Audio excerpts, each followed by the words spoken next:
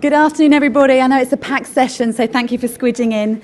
My name is Kathleen Saxton. I'm the chairman of the Advisory Board for Advertising Week Europe, and it gives me great pleasure to welcome you here this afternoon.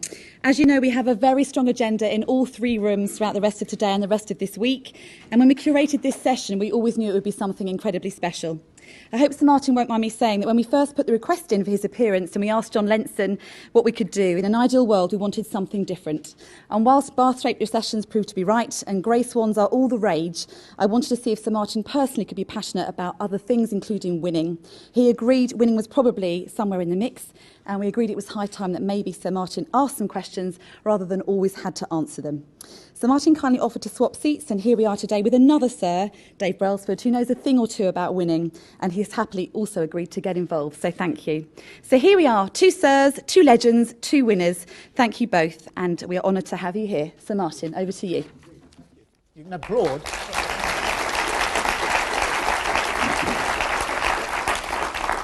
Okay, so they usually start this off by saying the guest needs no introduction, and I'm going to live by that. He does need no introduction. So the first question is, can I call you Dave or David or Sir David? No, it's definitely a Dave. A Dave, all right. Okay, Dave. So can you give us a little bit of background to you, the person? I mean, there's a fair bit in the material that all of us can Google or Bing about you. But can you say a little bit about the audience? Because I think one of the most interesting things is why you got where you are and where you will be, and what made you such a winner. Well, I was born in Derby, but at the age of 2, my dad's a mountaineer. He's an ice climber. He's a guide. He was a guide for most of his career in the Alps. And at the age of 2, we were living, like I say, down in Derby, and he decided to move the whole family down to North Wales, which at the time was the mecca for the rock climbers, the Llanberis Pass and Snowdonia. And so I grew up there, and I grew up in a slate mining village, and my first language was Welsh. So until I was 16 years old, all my school lessons. So you were very pleased what happened on Saturday when we let the Welsh win. It was a tough one. I was thrilled. Yeah, okay. And I think it could be in many respects because I know how much it means to the Welsh. As against, I think the English beat the Welsh is one thing, but for the Welsh to beat the English, it does mean so much more. Why were the English so pathetic? I don't think they were pathetic as such, but I think I wouldn't say that the English were pathetic. I think that the Welsh were better. The Welsh beat the English. The English didn't lose to the Welsh, if you know what I mean. Would be my take on it. Okay, but okay, I took you away from your early beginnings. Yeah, so I kind of grew up first language Welsh in a small little village in Snowdonia. And the one thing that I had, one of the challenges I think I had growing up was that my parents were both English, and I was in a very, very Welsh society, and they were pretty anti-English, to be honest. A lot of holiday home burning going on at the time. And so you became chippy? Yeah, no, I think so. I thought I had to prove myself more than maybe some of my mates. I just wanted to be like everybody else, and I wanted my parents to be like everybody else. I didn't want them to be going around with climbing, and my dad was a keen cyclist, and at the time he used to turn up in Lycra, and I was horrified, horrified, and to the point where I used to say to him on a regular basis, look, if you're out on your bike and I'm with my mates and you ride past, if you wave, you can wave if you want, but you're not going to, I'm not even going to recognise you, don't even do it to me. But so I grew up in that kind of... Was your mum a dominant woman? No, my dad was he was very, very, he was an orphan. He was orphaned when he was, he lost his mum when he was 5, his dad when he was 7. And he grew up with a very strong work ethic and very, very determined guy. And it's all about, making your own way in life. I think he had some pretty tough experiences. He was fostered, and the foster family ate together in one room, and they made him eat on his own in another room, which I can't imagine psychologically. Well, I do know what it did to him because I've seen it over the years. But I think it gave him such a determined, self-driven streak, if you like. Some of that rubbed off on us. And did you have brothers or sisters? Yeah, I've got a younger brother and an elder sister. My younger brother's a very, very... my dad took us climbing, of course, but I was terrified of heights, which was quite difficult because he wanted us, if we went climbing, he'd be dragging us up a frozen waterfall, and I think, God, I can't believe I'm here. I hate this. And I just plucked the courage up to tell him I was absolutely petrified. And he'd just like, it's no problem. And he just pulled the rope up, and I just kind of got up the frozen waterfall to the top, and that was great, you know. But my brother was a very, very good climber, and there's a thing called Cenotaph Corner in Llanberis Pass, where it's a massive, massive chunk of rock, very, very high up in the valley, and it's got a route that goes right up the corner, the crack of the book, if you like. It looked like a book. And he came home one day. He's younger than I am. He's 14 years old, and we were sitting around a dinner table, and he said, "Yep, so I free climbed Cenotaph Corner today. So we've been up it without a rope. The youngest person ever to climb this. And it's massive. It's horrific. I couldn't even get to the bottom. I was too scared." How old was he at the time? 14. 14. Yeah. Jeez. And of course, my mum went absolutely crazy. My dad was, yes. And was there anything about being the middle kid? Does that? Funnily enough, I mean, I'm sure we'll talk about Steve Peters, who's a psychiatrist who's worked very closely with me, and I've learned so much from. The very first time I met him, we were chatting away, and he said, "So tell me about your brother and sister." And I was like, "Well, how do you know I've got a brother and sister?" He said, "Look, I know you've got a brother and sister. You are definitely a middle child," which is quite impressive. What did he mean by that? I think there's certainly, he believes anyway, and I can sort of relate to it, that there are different, you know, as the first child, there's, you know, it's a very stereotypical thing to say, but as the first child, you know, all the excitement of being the first child and everything else, the second child comes along, and then there's the baby of the family, and there was 7 years between myself and my younger brother. And my parents, everything that had gone wrong with me and my sister, they absolutely tried to get right with my younger brother, and they adored my younger brother. They absolutely adored him, and I just felt stuck in the middle. And I felt I was neither, you know... Fish nor fowl. Yeah, exactly. And I think that creates an angst, and I think... so you got angst at school, because all these Welsh people were beating you up at school. Yeah. And then you were angst at home. And yeah, this I was think a so. this was a driver. I think that's fair to say, yeah. Okay. And then all I wanted, I hated school. I absolutely hated school. But then you did all these degrees. I mean, you're a civil engineer. Yeah, there's a difference, sports. I think, between being able to do education and learn and actually enjoying a structured kind of environment, which maybe wasn't necessary at the time. So I left school when I was 16. I started off as a civil engineer. So I did an ONC and an HNC, and the day I got my qualification was the day I packed my bike and said, right, I'm off, I'm going to France to live, put my bike in a box, rucksack, and off I went with my £800 savings to go and win the Tour de France. And again, my mum was horrified, and my dad was like, yes, come on, off you go. You know, go and get your... So I got the train down to Grenoble, got a single ticket to Grenoble. How did you get fascinated by cycling? Because your father's alpine guide. He's an alpine guide, yeah. No, well, it started off, I was a very, very keen footballer. Football was the game that we all played, football and cricket, basically. And I got quite a nasty injury, tore the ligaments in my knee, and the local doc and physio recommended that I started riding my bike as rehab. This is again when you were what? I was about 15, 16 at the time.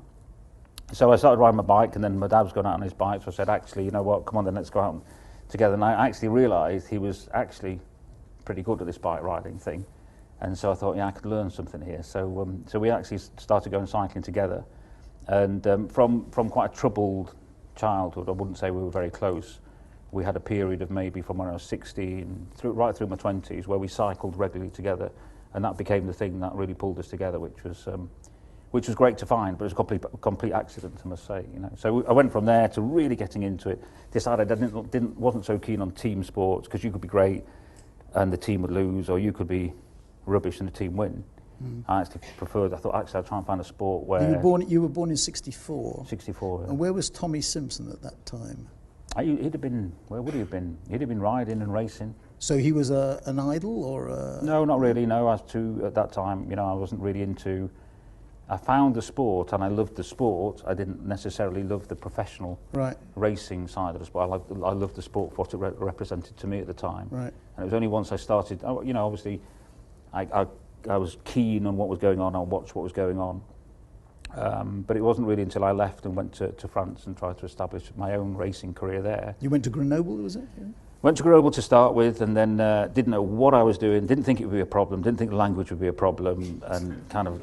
Well, French-Welsh, yeah, extremely good. Welsh is way closer to French than English is, which is a good thing. But you know, I got there, and I didn't know how to find a team, so I got to the end of a professional bike race and basically looked for the nicest kit. and just went up to them with my bike in a box, rucksack. I was very naive. I Nicest lycra you got. Yeah, exactly. And I just asked whether I could join them, and they sort of fell around laughing. And they sort of recommended another guy, and they recommended another guy, and eventually this guy came along. I think he took pity on me, and he said, "Look, if you turn up, we all train together on a Wednesday at Saint Etienne. Come over to Saint Etienne, you can train with us." And off they went, and they thought that was the last time they were going to see me. But sure enough, I went to Saint Etienne, to this address, and waited for them, and they were like, "What the hell are you doing here?" You know. And that was it. I raced for them for 3 years. So I stayed with that team for 3 years. And with any degree of success? I was okay. I mean, I could make a living out of it, just about. They gave me a flat, and I got minimum wage. And you know, obviously, there were bonuses for winning, etc., and the team won bonuses. Although it took me about 4 or 5 months before I could speak enough French to realise that there was actually bonuses, because all the guys had taken the money and split it. They weren't giving me any, that was for sure.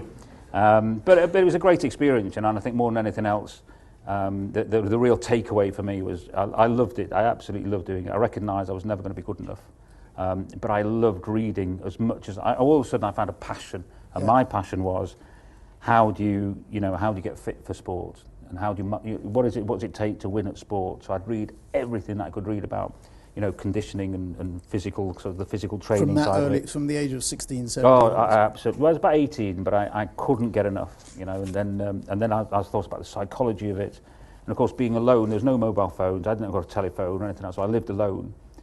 Couldn't speak the language quite a long time, obviously, so I lived alone in France, and you know, just grinded it out. And I couldn't say that was necessarily an enjoyable thing. But from a cultural point of view, I think I really found out how to operate in a different culture. So there's a third element of being a loner here. There's a sort of family a little bit, yeah, maybe school a little bit, and then this little bit. Yeah, possibly, yeah. Okay. I wouldn't say that. And then when you were 19, what happened then? What about all this education that you had? You're an MBA, God help us. Yeah. So after 3 years racing, I realised I wasn't actually going to make it. So I thought, you know what, I really enjoy this whole coaching, sports science thing. So I'll go to university and I'll learn that. So I went off to university. That was at Chester, was it? At Chester, yeah. So I did a Liverpool University degree at Chester. And I was just their dream student, because I came in, you know, I wasn't interested in the party and stuff, wasn't interested in all the social... You were boring, you were. I was terribly boring, yeah. But boy, I wanted, at that point, after all those years at school, I'd found I wanted to learn. What you wanted, yeah. Oh, God, yeah. And the lecturer, I pestered them all the time. You know, I think that was just a pain in the arse. So this is where the passion came from? Yeah, 100%, yeah, absolutely. And I just read, and I just kind of, you know, tried to figure it all out. And sort of once I realised the sort of, I think one of the great things was once I realised what scientific rigour was in terms of continuous improvement, and how do you apply the methods of science to trying to get improvement in all walks of life, and having an hypothesis. But you never lost the balance, did you? I mean, in the same way as we talk now about our industry being an art and a science, you know, maths men and madmen is, I think, the best way of putting it. You've always been interested in that balance, the passion, the importance. Well, I think that any data or knowledge or everything else gives you a context, and it paints a sort of canvas, if you like. But the difference, that's where the art side of coaching in particular comes in, is what you can't coach by numbers. You know, you're dealing with human beings, and every human being is different. You know, we're not ants. And therein lies the trick, really, is that here's a bunch of data that will tell you a story and paint a picture, but can you recognise that picture and then take that and simplify it and put it into everyday life? And I think a lot of, you know, in coaching, you tend to get the people who are, let's say, ex-players, the people who will be described as they're brilliant people, they understand people, they really get it, and they can motivate people, and they're down that end of the spectrum. At the other end, you get all these sports scientists who are just real numbers, and it's all about the numbers, and everything's about the numbers. And of course, they don't know much about people, it tends to be. And so neither of them get really far, and the holy grail is somewhere in the middle. So Moneyball and Billy Beam, was it the Oakland Athletics, would be pretty much, you'd agree with that? Yeah, I'm meeting Billy Bean again we're getting together in April, and because you hang out with all these sports scientists, don't you? I wouldn't say we hang out. Don't you have an annual annual thing? Hanger-outer, I don't think. No. I mean, you get together with them every year. Yeah, we do. Yeah. And I think the one thing that stayed with me right from those early days when I realised that I wanted to learn about something is that I still want to learn about it. And I think, you know, you then start looking at other people and different approaches, and you're thinking, right, where's the next bit of learning? Where's the next idea going to come from? Right. It's constantly having a drive and a quest. And I'd say that the step changes that have happened to cycling in this country, or certainly within my teams, if you like, the step changes in performance have tended to come from people from outside of the sport. So Steve Peters would be one who's a psychiatrist, nothing to do with sport. When I met him, that was He was a general psychiatrist, sort of. He's a forensic psychiatrist. So as against a psychologist, master's degree, you can start practicing psychology. Psychiatrist have to go through the medical, 7 years of medical training, and then they specialise in psychiatry.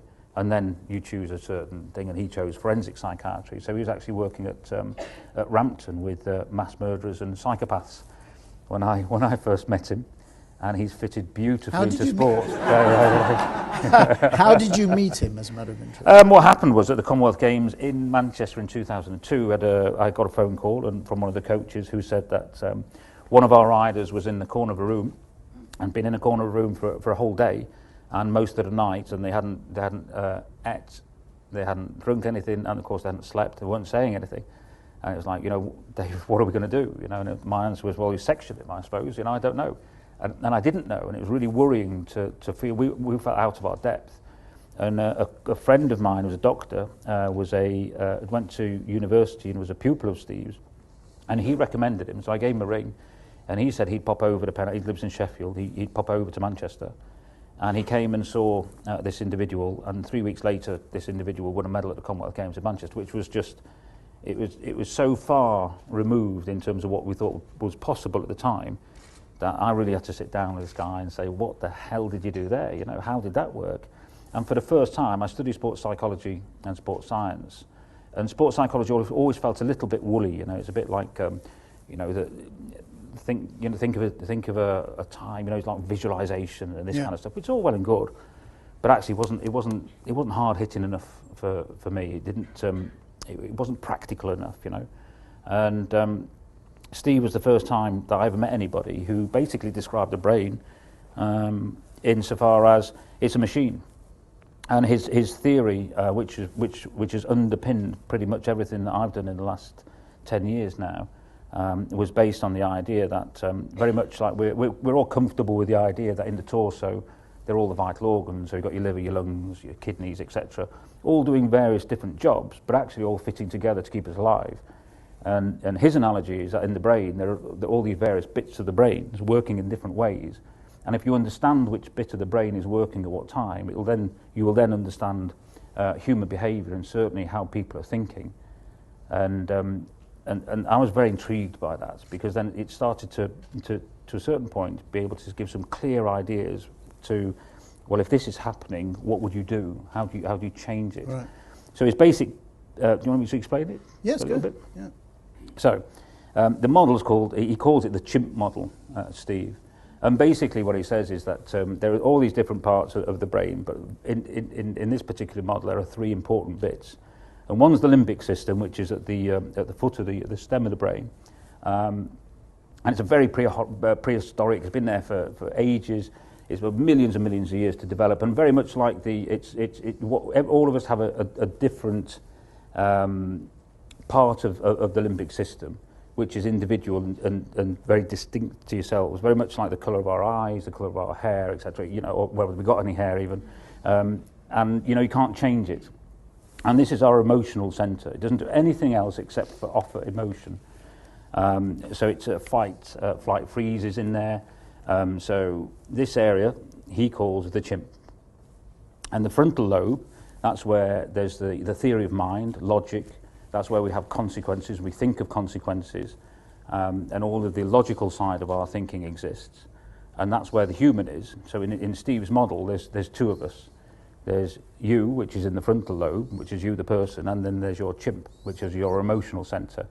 And depending where the blood flow goes, it's whether you're thinking or your chimp's thinking. And I'm just thinking, what am I thinking now? Well, I'll try and put it into some kind of context. So, in in sporting terms, you know, if we get threatened, the emotion, the chimp will go, right, I don't want to be threatened, I'm going to either fight, I'm going to run away, or I'm going to take ourselves out of this situation. So in sporting terms, when people are getting ready to compete, doesn't matter if it's a Chris Hoy or a Bradley Wiggins, doesn't matter who it is, there's always an element where the chimp's going, are we sure we're all right for this? Are we ready for this? Is everything okay? Are we going to get in trouble? What am I going to look like in front of all these people? What happens if I win? What happens if I lose? I'm getting really worried about this now because I've just checked out his legs over there and they look way more muscly than the last time I've seen him. And this is typical kind of chimp, your chimp agitating and worrying you. And if you allow this to take over and get hijacked by it, then you're in real big trouble. And of course, at the same time, there's a dialogue where you, the person, the logical side of the brain is going, well, actually, we've trained for this, so we should be okay. We've been here many, many times before. Come on, you know, we're going to be all right here. We're actually quite good at this because everything that we've done in the past, it's not just going to disappear overnight. So there's this kind of constant But did you dialogue. say there were 3 parts of the brain? There are 3 parts. Yeah. And well, just quickly, a good example of the chimp and chimp behaviour would be this. We've all had emails when you've received an email and you think, I cannot believe what I've just read. And off you go. Off you go. Every day. Steam coming off the ticket, you know, and you know, right, I'll tell you, you know, and then boom, off you go. Whew, I feel better. 20 minutes later, you go, I can't believe. You know, I cannot believe I sent that. What was I thinking? And of course, in this model, you didn't send the email, your chimp did. And so next time I fire something off, I can say it wasn't me, it was my chimp. Well, you can, and we use this, you know. So for yes, you can. However, it's not an excuse for bad behaviour. So some people have got very violent. Everybody's chimp's different, and some people have got very violent chimps. Some people have got very aggressive chimps. Some people have got passive aggressive chimps, and it's used in, particularly you see it in bullying or how people react, and certainly in sport with aggression and some crazy behaviours, because it's an emotional reaction, so there's no consideration of consequence. So you can always, you know, so you can see these really outlandish behaviours, but it's no excuse to say, well, that was just my chimp. You know, if you're bullying somebody or your behaviour is so bad, it's like having a Rottweiler. You know, it's not saying I took my Rottweiler off the lead and it went and bit somebody, but that's what Rottweilers are trained to do. It's a Rottweiler, you know, it's an excuse. It's not an excuse. Keep your Rottweiler on the lead. You know, and I think that's very important. But what we use it for, so the third, just one bit, the third bit of the brain is like an empty computer, if you like, called the parietal lobe, and that's where we learn and store all automatic behaviours, and we store information and they become automatic. A good example of that would be driving a car. We've all been in a car for the first time, ready to drive, and it's like, how the hell am I going to, I can't, there's no way I'm going to be able to do all of this. And 6 months later, you're driving along, you've got Starbucks in one hand, you're texting on the other one, and yet you're still driving a car, you know. Well, you're not driving a car, your parietal lobe is driving a car quite happily for you. And that's where these automatic responses come in. And for us, in sport in particular, people talk about the zone. For us, it's where you can switch off the chimp and the emotional engagement. You switch off the frontal lobe, so you're not thinking it through, and you just allow the parietal lobe to automatically do what you've practiced and can do to a very, very high level. Penalty kicks being the obvious. And the great instance of the penalty kick, of course, was Jamie Carragher, who back in the not last European Championship, it could have been last, when Sven-Goran Eriksson was in charge. It came to the last game against, I think it was against Spain. They practiced penalty taking in training, and it turned out that Jamie Carragher was the highest percentage success rate in penalties. He doesn't take penalties for Liverpool, but sure enough, it was in extra time. There's 3 minutes to go to game, and they brought Jamie Carragher on as a substitute so he could take his penalty. And he went to penalties. He put a ball down, ran up, and he scored a beautiful penalty, bottom right-hand corner, and it goes. And as he's walking away, the referee blows his whistle, for those of you who remember, blows his whistle, and he turns around, what's wrong? And he said, well, I hadn't blown my whistle to tell you to take the penalty. And of course, in practice, they hadn't used a whistle in practice when they were training. He'd never taken a penalty in open play for Liverpool, and so he's just run up and kicked the ball before the ref's whistled. He had to take it again. And at that moment, his chimp just got a grip of him and go, oh my God, you look like a Berg, you know. And he just literally, the chimp then gets hold of you, and that's where then he walked down, He just lost it, put the ball down, and he gently kicked the ball into the goalkeeper's arms. So if you'd been the coach, you'd been Sven, what would you have said? I don't think there's anything you can do at that point. It's too late. Just too gone. The thing about understanding the which bits of the brain are working, I think, is to understand, to recognise it in yourself first.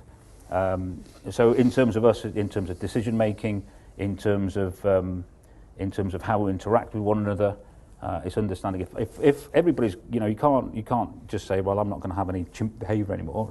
That's this part of the brain thing. So if I'm annoyed because I feel that you've done something to me, and I come to you and said, right, and this is the type of thing you'll hear at British Cycling. So you go, right, my chimp is right out. You have really pissed me off here. And for me, then my responsibility within our team, if I know that there's not a lot you can do about that at that point in time. So I said, okay, fair enough. And my job is not just immediately to allow my chimp to go, come on then, let's have an argument. You know, so you've got two chimps talking to you, it's a sort of disaster, you know, and the person who's still in human mode, as it were, has to recognise what's going on and said, okay, look, let's get it off your chest, what's the matter? And then you try and get the other person to start moaning and groaning and going, and you can only moan for about 6 or 7 minutes before you next time a creative director loses his marbles or her marbles, you just go, say, chimp. Okay, fine.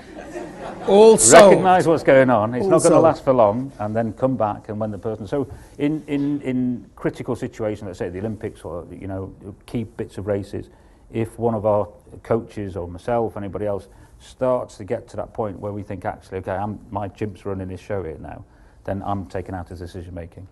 Okay. Because it's irrational. Now, just jobbing back, you did your Chester course with 3 or 4 years or whatever it is. Then you did an MBA in Sheffield, right? So why that? What was the? Well, I got that my first degree and then started working in sport, and I just thought actually I'm not really aware of things like accounting and marketing and all these other areas of knowledge that I just thought at the time.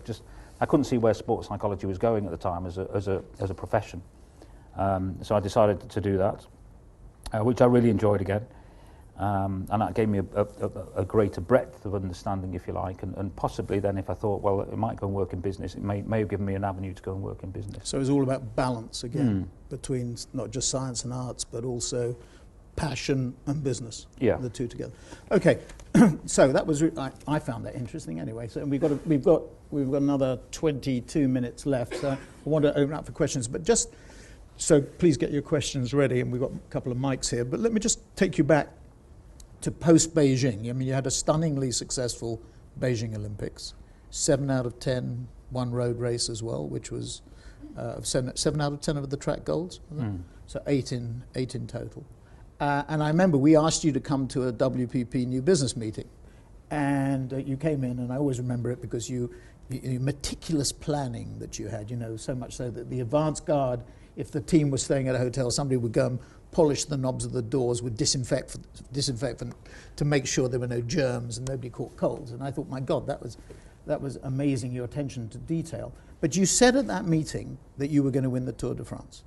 Now, we all listened to that and thought, high probability of you achieving that, but you achieved it faster than you indicated you would do, both at that meeting and then subsequently. I think you said it'll take you 5 years and it took you 2 years or whatever it is, or it took the team 2 years, or Bradley Wiggins 2 years. What was the plan when you were at that new business meeting? How would you articulate the strategy and the execution, or did you have a firm plan, or was it just a big hairy goal that you threw out there? Well, to a certain extent, it was a very ambitious goal. But on the other hand, whenever we do anything, I think one of the cornerstones of our approach is that we're very outcome focused, and unless we truly understand the outcome before we get going, we won't start. And quite often, I think we find people who will start on a project or start with a strategy, etc., without really understanding the exact detail of what success looks like. So we always start by analysing the demands of the event. And when I say analysing it, I mean truly understanding the demands of the event. So if it's, I don't know, Chris Hoy in the sprint, or if it's winning the Tour de France, we spend hours and hours and hours thinking and doing our homework about what power to weight will it take, you know, what kind of average speed would it take, what power does it take to do that, what aerodynamic drag and drag coefficient does a rider need to go X, you know, kilometres an hour, what's the nutritional strategy look like, and just we analyse this thing to the nth degree until we've got a plan, And only then, and only then, will we go back and say, right, let's have a look where we're at now and do a gap analysis. And once we've done the gap analysis, then we'll start thinking about how, whether it's feasible or not, and then genuinely thinking about how we're going to actually bridge that gap. And with the Tour de France, we did our homework, and then we had a look at the where we were at, and particularly with Bradley, and we actually thought, actually, you know what, this is doable. This is very doable, actually, if we get it right. And so that's why at the time I think we felt fairly confident. And what was the gap? I mean, you said you did a gap. It's a significant gap at the time, and there was gaps. It was not just a physical thing in Bradley's with regards to Bradley, but there was, as a new team, none of us had ever won the Tour de France. So we didn't really know from an experience point of view what that would take. There was there's a tactical thing, there was logistics, there was getting the right equipment, there was getting the nutritional strategy. There's a whole myriad of things that we felt contributed towards getting, winning the Tour de France. Bradley had never ridden the yellow jersey, and when you win in a Tour de France, you become the leader of a race. You have to go afterwards. Instead of going home onto the next hotel with the rest of the team in a bus, you stay behind. You've got to do your dope control, and then you've got to do a press conference, and that'll take an extra hour and a half. You can't necessarily eat and start your recovery process for racing the next day. So there are all these little bits that we thought, actually, we got to get into the swing of this, because if you just rock up on the first time and try and do it the first time, it's not going to work. So I think this outcome focused strategy that we worked to was very, very important. And I think then the second thing, from a human perspective, although we deal in, we're trying to win gold medals at the Olympics, or we're trying to win a race, so it's all results based, and we differentiate totally between dreams and targets. So we'll say, and this is to do with the chimp again. So what we'll say is, if let's say it's Chris Hoyne and trying to win a gold medal at the Olympics, the last Olympics, Chris's dream, and all of our dreams, was support him to try and win the gold medal. But it was a dream after all, and we don't know whether somebody was going to come along and be faster than Chris. We just don't know that. So that dream was, to a large extent, out of our control. So what we then do is work on targets, analyse the demands of the event, and work on targets that are within our control.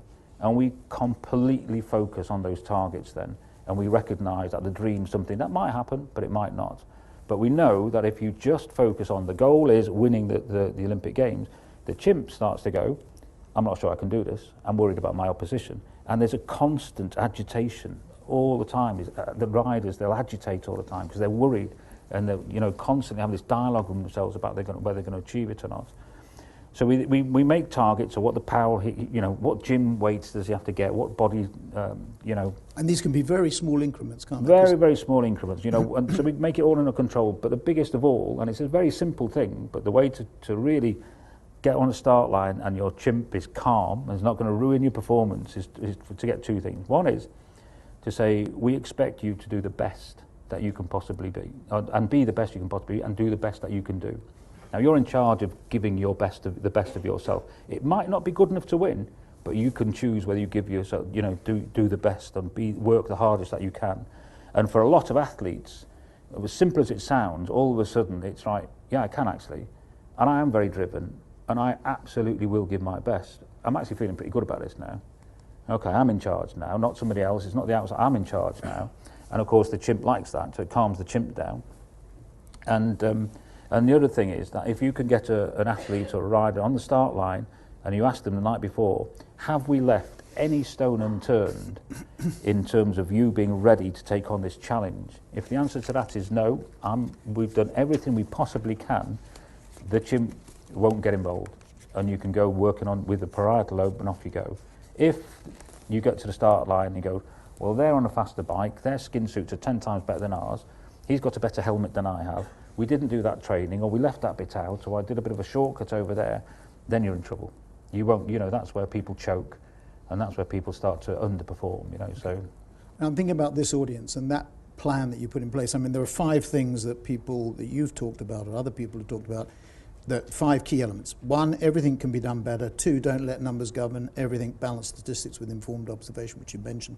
3, hire the right people and give them space. 4, change takes forever until it happens overnight. And 5, hate to lose and expect to win. Is that a fair summary? Yeah, I think so, yeah, absolutely. And that would be very relevant to this audience in terms of their day-to-day lives as well, or certainly in the industry. I think if out of everything that I've done, if I could take a few little bits, the one thing in terms, I don't know how many of you manage other people, but if you do manage other people and try and get the best out of other people, use a carrot, never use a stick. There's no place for a stick. Nobody likes to be shouted at, nobody likes to be mistreated, and nobody likes to be undermined. And if you do, there's probably something wrong with you. And I know a great guy who works with psychopaths, so we'll have a word. But in the main... Well, what about this Australian cricket coach who said to the guys, you know, come up with the presentation? What do you think about that? That story is quite obviously, there is something going on in that team. That's just a little bit, it's a symptom. That's him flexing his muscles. Give me a presentation. Those guys aren't buying into the whole increase in performance. And we all sit down, every modern sports team sits down and reviews. You know, you plan, you do and review, and it's a continuous circle. Everybody does it, surely everybody does that. And part of the review stage is that actually you talk and work with everybody. You know, so the first thing is definitely for me that it's all carrot and as little stick as possible. And if the stick does come out because it's somebody's chimp, then work with it and make sure they understand that and give honest feedback. So feedback would be the second thing for me. If you are managing people, it's your responsibility to give them good, honest appraisal and help them improve. And I'm sure you'll all have heard of the Johari's window. I really, really like that model. And basically, it's about what you know about yourself and what other people know about you.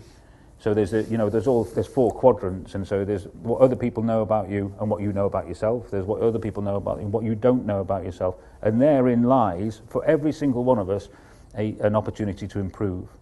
The question is, how do you give somebody feedback when it's difficult feedback? And I think if you understand the chimp model, you say, what you don't want to do is prod this person's chimp. We like security. People like structure. We like security. If you're going to undermine somebody or threaten somebody's security, they're not going to listen when you give them feedback. So you've got to think very carefully about if I was in that person's shoes and I needed to be given this feedback, how would I give it to them? And I think that's very, very, very important, you know, and I think it's our responsibility to tell people and give good feedback in the view of helping them. The feedback in the terms of, I'm giving this to help you, not feedback as an attack on you personally, because I'm going to have a go at you. Just, you manage, and you're a great believer in teams and building teams of people. And one of the things we see in our industry is that individuals become more successful, they become powerful in all senses of the word, and good people are difficult to manage. I mean, I think it's true to say that in our industry, and as cooperation becomes, you know, team building becomes more important because clients want the best people working on the business, get people to work together is more. I think we find it quite difficult, I certainly do. The better the people, the less cooperative they are. Now, you have teams of stars, Bradley, Chris, or whatever. How do you manage, particularly because people change, people are cyclical, so they don't stay the same, right? So they ebb and flow. How do you manage that? I mean, as they become more successful, they become knights, they become personalities. You mentioned, you know, Bradley Wiggins has to go and have his dope test and have his press conference. I mean, that puts stresses and strains on people which are very different to what they were used to when they were... I think the way to manage that is that if you're all the guys recognise that all the bike rides are equal, but some are more equal than others based on performance. So Bradley, the guys don't mind at all if Bradley has faster wheels on his bike than the helper guys have on their bikes. Not a problem. But if Bradley rocks up and we wear a certain brand, so we wear Rafa, we race in Rafa clothing. If Bradley turns up in something which is Nike, and nobody says anything because it's Bradley Wiggins, and everybody else gets a bollocking if they turn up with something, then you've got a big problem. So I think that that there are certain elements in performance terms that people can, not a problem if there's a hierarchy, but everything else apart from that. If we're having a team meeting, all the guys are there on time, and Bradley turns up 10 minutes late, and nobody says anything because it's Bradley Wiggins, we have the beginning of the end of a team. But do they go off the rails? Yeah, of course they do. You know, I think like anybody else, they're human. You know, we're all human, we're all fallible. So how do you bring them back on? Oh, you support them, I think. You really support them, and give them good feedback. So I think we're not scared of giving good, honest feedback, and we find ways of trying to give very honest feedback to one another. And then I think the key thing there is finally is to make sure that you have to try and understand what's driving somebody intrinsically. What's their goal? What are they after as an individual? I can stand there with a team as much as I want, but if they don't buy and they haven't genuinely bought into, or there's not an alignment between the team goal and their goals, it's over. So my job is to understand what motivates them and work with that to get the best out from the team. Have you ever given up on anybody? You said that they got too big-headed. Yes, definitely. So there is a time where you say enough is enough. 100%, and that's to do with commitment, nothing to do with talent. So you need two things to succeed. One's talent, and one's commitment. But if you've got commitment, not the talent, you can go a long way. Very interesting. But if you've got talent and no commitment, I wouldn't. Not for me. Thanks very much. Questions, ladies and gentlemen. Okay, so can we start here quickly? Time is pressing on. Could you say who you are and where you're from, and then? Hi, I'm Claudine Collins from Mediacom. Is it your belief that being so driven is something that you're born with, or do you think it's something that you can instill in someone? I think there's an element of again about what your life is all about, what's important to you, and we all behaviour tends to be driven by perceived reward or perceived suffering. So we're either avoiding something bad or we're chasing something good, and it's somewhere in the middle. You know, and that has quite a considerable drive on people. So if we ever want to change somebody's behaviour or manipulate the behaviour, manipulate is not a good word actually, but change somebody's behaviour, we have a look at this kind of triangle of change, we call it, where suffering and reward has to be great enough to make somebody change. And then you need to be you have to psychologically minded in terms of being able to know that if you make those changes, you can foresee that. So if you're really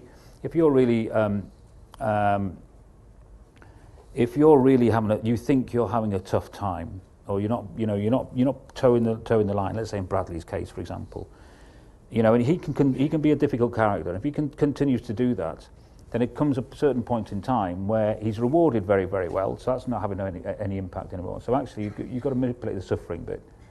So that's where this isn't a stick. It's not. It's just right. Okay, here's some consequences to your behaviour. And you increase the consequences to the point where you know that actually the consequence now is tipped in his mind enough to actually change his behaviour. But I'm sure everybody's driven about different things. So the challenge is everybody in life is driven about something. It's actually, are you driven about the thing that you're meant to be driven about is the challenge. And I think if you're not, then I think whoever it is has to recognise, right, I'm actually not that interested in this, I'm not driven towards this. But I can do it because the reward at the end is money for a lot of people, which is why they go to work, or satisfaction, or recognition, or one of those other things. So I wouldn't say everybody definitely is driven to what they're aligned to do in life, and if they are in that situation, they should change, would be my take on it. Okay, next. Hi, Greg Grimmer from HMDG. Probably a question for both of you, actually. I think Martin's had it a bit too easy, but it's been very difficult for people to move from sport. So Clive Woodward being an example. Yeah, so Dave, if cycling is banned from the Olympics, which we hope it isn't, which sport would you do? And Sir Martin, which Fortune 500 company would you work for outside of the sector? Outside of cycling, I think football would be something that I would look at. Only insofar as I think there's a lot of there's the Do you think Alec Ferguson's traits, characteristics are similar to your own? I think his drive and his ability to manage people. I think what you see on the outside and what you actually see. I've met him and talked about quite a lot of stuff, and I think his knack has been to retain control and total control of that club and what goes on in that club for such an extended period of time. You never hear about conflict between Alex Ferguson and Man United as you do in most other clubs between the manager and the board or the owners at some times. And he knows that his power lies in his control, but he's got that knack of being the fantastic supporter of an individual, but also the consequences and putting the consequence down. What about Guardiola and Mourinho? Yeah, different styles. Huh? Different styles. Mourinho, I like a lot. Very, very different. But he's not. He doesn't strike me as being the Brailsford type. No, I was just going to say a very, very different type of person. And I think a lot of flair, a lot of charisma, brilliant leader. But something that I could never be. I just don't have. Guardiola is more your possibly, type. Possibly. But again, a very, very very good. One of the guys I really admire in football is David Moyes, actually. I think he does a fantastic job in what is, you know, a medium, if not such a lower kind of resourced club. I think he does an unbelievably good job. Anybody else in other sports that you admire? Yeah, a lot. I like obviously Billy Bean. I think what he did, and it's well documented now. That was a real breakthrough. I like quite a lot of the guy. There's a guy working in Formula One for McLaren called Jeff McGrath. I think he's an outstanding guy. You know, and there's various. Okay, I'm not going to answer the question. This is not for me. It's for somebody else. Over here, can we quickly here, and then we go there. Sorry we need a mic here. Just coming to your right, sir. Just there we go. And then this lady here. Give her a mic, please. Tim Ashton, Antidote. This session's called Winning, and you've been doing a hell of a lot of that in the last couple of years with Team Sky. And I guess predictably, some of the press and some of the other teams have been saying that there's a predictability to your style and the way you ride. And I wondered what you felt about your team and your athletes having sort of panache, but not necessarily winning. Ian Stannard yesterday, for example, and how important that is to be sort of the hard and the soft, I guess. That was the snow yesterday. Yes. It's an interesting thing. I think what we recognise that the sport of cycling has gone through a big change, obviously, and in the last 4, 5, 6 years, it's not reliant on doping, and for the last 20 years, you know, the way to go faster on a bike was the core competence, if you like, of professional cycling was pharmacology and evading detection and logistics of moving, you know, doping products around the world undetected, and they were bloody good at it, let me tell you. But that stopped, and we came along at the time. My background's in coaching and genuinely trying to perform through coaching the human mind. So we came into the sport at a good time, really, because all of the core competence of the other teams was based on these areas, and of course they'd never even bothered thinking about how to get somebody to go fast without doping products, which gave us a great window of opportunity to walk in and start winning, which was part of our Tour de France thing, but I didn't think I could say that really, but there we go.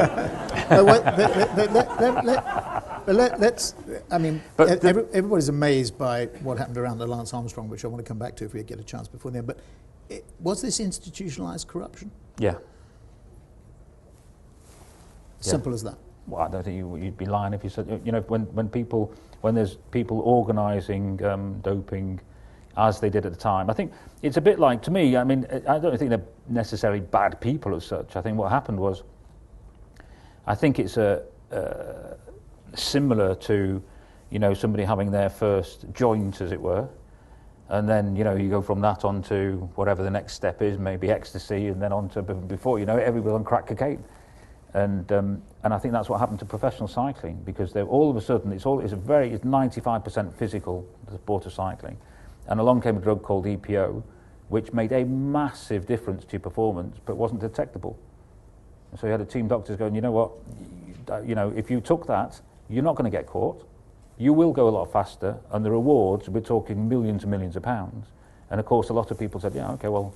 But you can achieve the same results with EPO with high altitude training, is that right? No, the impact, what it does to physically, what it does to our blood and some of the parameters, physical parameters, it's a similar type of effect, if you like, as training at altitude. But the performance enhancement through the use of EPO was quite significant. Okay, lady there. We'll get the chance, because I'm going to talk about that. Sharon Bailey from Indigo Blue. So Lance Armstrong was where I was going with the question. His argument, as we probably all saw, lots of people saw on Opera, was, yeah, I was winning, but I was winning in a level playing field that looked like this, as you've just described it, a playing field where everybody was doing it, and if you wanted to win, that was kind of your ticket to entry. And then beyond that, your own personal performance, capabilities, training, etc., still came into play. Somebody had to win. They had to be better than the next guy. If they were all doping, then that's how his argument goes, pretty much. And then he has his comeback and doesn't win the Tour, still places very highly, clean, allegedly. My question is, would the sport of cycling, or will the sport of cycling be a lesser one for it without the individual that is the reformed Lance Armstrong in it, because of the potential experience he's got to bring to bear? And do you think he can rehabilitate himself? Anybody, I think you can rehabilitate yourself, and I think that's down to the individual. And I think that the likes of David Miller, for example, I think has done a good job at that, of that, you know. But didn't it go too far with him? I mean, with suing journalists. Yeah, I think it's the way he went about, the way him as a person. I think, you know, when you start suing people, and the word bullying is often used, and you know, I think that was just unpleasant, and I don't think there's any need for it really. You know, I took quite a strong stance and controversial stance in all of this, where at Team Sky we introduced a zero tolerance policy. So we decided that in our recruitment we wouldn't recruit anybody who'd had any kind of doping infringement in the past. And then we changed that, as all this stuff started coming out, we actually changed it to anybody who's had active involvement in doping in the past, which wipes out a big sector of the potential workforce for myself. And it's quite interesting the reaction there's been to that. Some people have said, yeah, that's a good, strong, solid stance, very sensible, you know, start off with, you know, the clean riders who've never been involved in doping. This is something that happened in the past. We've got a lot of young riders now who've come up in a totally different system, and then have staff around them who've never been involved as well. The challenge, I think, is when the particular challenge, I think, is around if you take each individual, and we always break them down to knowledge, skills, and behaviours. And the ex-player in sport is there mainly because of the knowledge. So I've been there, I've seen it, I've got the experience of this tactic, or I've been an ex-player, you can't see what I can see, and all that kind of stuff. That's all the knowledge side of it, and that's why a lot of these guys get employed. But they're relatively low on skills, and the behaviour, it's individually kind of, you know, are they trustworthy or not trustworthy, do they have integrity, etc. And I think for us, the sports directors, the guys who call the tactics, as it were, they're nearly always ex-professional cyclists. And if you want an ex-professional cyclist now, over the age of 30, 35, it's nearly impossible to find one. So I have to make the decision of, do we actually take a step back in performance potentially by having inexperienced tacticians on the team, or do we actually try and change this policy that we had and said, actually, you know what, maybe it's a bit too harsh, everybody deserves a second chance, and we should have we should employ anybody who's had, I don't know, a year's ban, whatever. But we actually decided, no, we're going to stick with our zero tolerance policy, and it's quite interesting that I think opinion is very, very divided on it, and it certainly it doesn't make us very favoured by many people. I think people see it quite draconian. But I'm pretty clear in my mind that I got into this in the professional side of cycling, you know, with my eyes wide open, and I wanted to do it so that the young guys in Britain who are coming up through our academy and our Olympic programme could go into a team where they would never, ever, ever have to face a question or be asked or suggested to. You did employ that doctor for a couple of weeks, didn't you? Yeah, completely, yeah, and absolutely made a massive, massive error there, which just shows you how difficult it is. And what happened there was that we decided to start out, we said we're going to employ doctors who were British doctors who'd never been involved in a sport of cycling. So we did that. And then we were off, we went racing on our first season. Our first season was very, very difficult, and we got a lot of things wrong, and we learned a lot of lessons. And we were racing in the Tour of Spain, and all the team fell ill, and a member of staff fell very, very ill as well. And we just didn't know what was going on. They were racing 40 degrees. It was a real epic kind of situation. And to cut a long story short, one of the carers, we left him in a hotel. We went on to the next hotel. 3 days later, he died.